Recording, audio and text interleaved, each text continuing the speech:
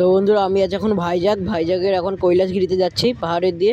চারিদিকে এইদিকে আবার সমুদ্র আছে।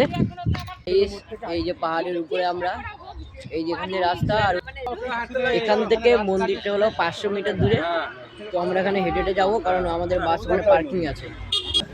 তো চলো আমরা যাওয়া যাক। আর এই গাছের ওইদিকে আছে সমুদ্র। এই জায়গায় চলে যাচ্ছি কৈলাসগিরি। এই যে এখান দিয়ে ঢুকতে হবে। আমরা হাঁটতে হাঁটতে একটা পার্কের কাছে চলে এসেছি। এই যে সেই পার্কটা। আর আমরা প্রায় কৈলাসগিরির কাছে চলে এসেছি। ওই যে ওখানে লেখা আছে। আমরা হাঁটতে হাঁটতে প্রায় কৈলাসগিরির কাছে চলে এসেছি। ওই যে দেখা যাচ্ছে ঠাকুরগুলো। এই যে সেই মন্দিরটা বিশাখাপত্ত, এই শিব ঠাকুর আর দুর্গা বসে আছে। আর এখানে একটা শঙ্খ আছে। চলো ওর কাছে গিয়ে।